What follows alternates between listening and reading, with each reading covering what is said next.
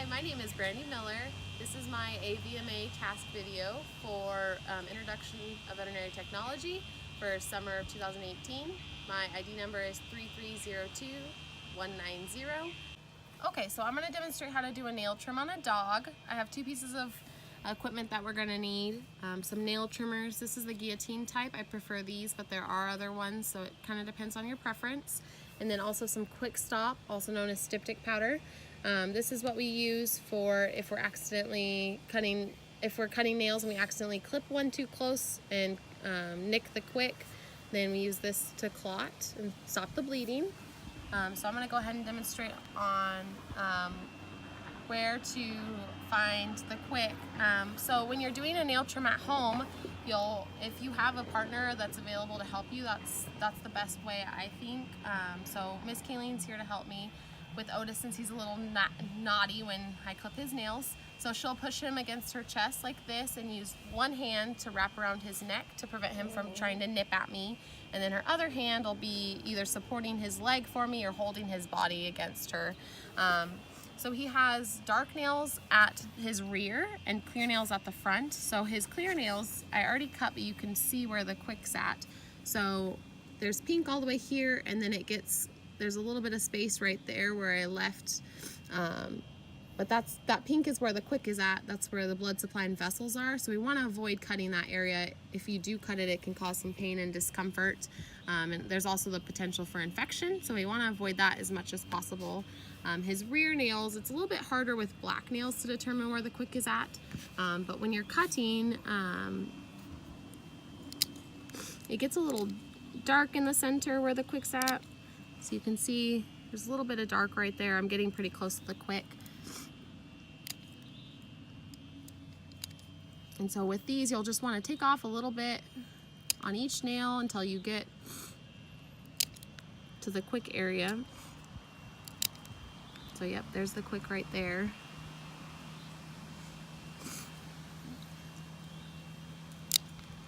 And there's the quick right there. So if I was to have quicked him, we'll use our quick stop. I'll put a little bit in the lid like this. And then what you do is you'll just take his paw or whatever nail that you accidentally cut and hold it on there, and it clots it. And then, so if you don't have a buddy at home and you're still needing to cut your kid's nails and he's a good kid, you can always just put him kind of in the crook of your arm like this, hold one of his paws with whatever is your undominant hand, and then clip with the dominant hand. So for him, I would put him like this, hold his little nail, and then I would clip like this on each of the nails. So yeah, that's how we would do a nail trim on a dog. Okay, so now I'm going to demonstrate how to do a nail trim on a cat. I have two pieces of equipment that we're going to use. I have some nail trimmers. I prefer the guillotine type. There are some other types that are smaller that you can use for cats if you prefer. And then also some quick stop, also known as styptic powder. I'll use this if I accidentally quick his nail, so cut too close to the quick, and I'll show where the quick is at on him. So he has clear nails on the back. His back feet are kind of furry, but you can see that pink section right there. That's called the quick. That's the blood supply and blood vessels for his toe. And so when I'm cutting, I want to avoid that area as much as possible. If I were to cut too close to it, it can cause some bleeding and some discomfort and potentially an infection. So when you're trimming your cat's nails at home, if you have another person that can hold for you, that's probably the best way to get it done. Watson tends to be a little uncooperative when we cut his nails, so Miss Kayleen's gonna hold him for me, but I'll go ahead and demonstrate how to do it. So I wanna make sure in cats, I'll pull back as much hair as I can, and then on the top of his paw, you'll be able to feel a little bump where you can push it down and it extends the claw farther out. So when I'm doing that, and then I just clip, probably clip a little bit more. See, I'm just pushing down on each toe so that the nail protrudes farther.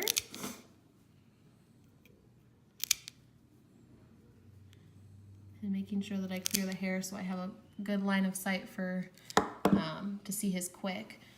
Also, if I didn't quick him, but if I were to have, I can open this, dump some of the yellow powder into the tray, and then take whatever nail that I accidentally quicked and dip it in there and hold it in there for a little bit, and this will clot the quick from bleeding. So if you don't have a restrainer, you're not able to have somebody help you and your cat is cooperative, you can always just do it yourself like this, and clip his nails like this. If some cats will also, if you sit down, you can also kind of put them on your lap like a baby sometimes and cut their nails like that. So, and that's how you cut a cat's nails. Okay, so now I'm going to demonstrate how to pill a dog. So Otis isn't on any prescribed medication, so I'm going to use a treat instead. So when you're pilling a dog, you'll want to put them, if they're small, you can put them in the crook of your arm like this. And I do it in my non-dominant hand. So he's on my left side, and I have his pill in between my index and my thumb in my right hand. So when you're pilling a dog, what you're going to want to do is you're going to want to open his jaw by putting your index and your thumb of your non-dominant hand on his upper jaw and hold up, and then I'll use my middle finger on my right hand to pull down his lower jaw. So let me do that. And then you'll take the pill, shove it as far back in his throat as you can, shut his mouth and rub his throat, and he should have swallowed. And that's how you pill a dog. Hi, so now I'm going to demonstrate how to pill a cat. We're going to use Watson, one of our clinic cats, on how to do it. So when you're pilling a cat, I have a treat instead of a pill since he's not on any prescribed medications, but you're going to hold it between your index and your thumb on your dominant hand. And then I put my patient in the crook of my undominant hand, which is my left arm. And then what I'll do is I'll hold his head up like this, come above his head, open his top jaw with my index and my thumb, push down his lower jaw with my middle finger, put the pill in, all the way down his throat, hold his mouth shut, and then rub his throat until he swallows. And that's how you pill a cat. Okay, so now I'm going to demonstrate how to do a free catch urine collection on a dog. So I have Hank here today. I'm going to go over some supplies that we can use. So I prefer a ladle in male dogs, so when they lift their leg, it's a little easier to control it and get it in the stream. If you have a female dog and she squats, you can also use a pie dish or a plastic lid that you can slide under her pelvis. Sit, Hank. So when we're going outside to collect urine, you'll want to keep your dog on a leash so that you're able to maintain control of them and able to follow them around closer. And then when he begins to urinate, we'll go ahead and put this ladle in his urine stream. So we do that to prevent contamination from either the floor or his penis or the hair around his penis. So we'll put the ladle midstream in his urine, so when the urine is coming out of the penis and before it hits the ground. So yeah, let's go ahead and walk him around. Come on, buddy. Go potty. Come on.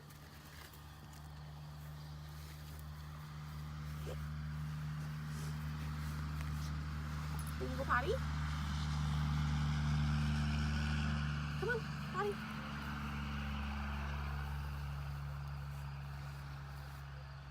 Come on, let's go.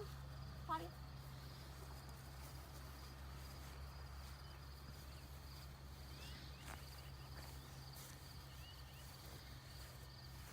So you just put your ladle right in here.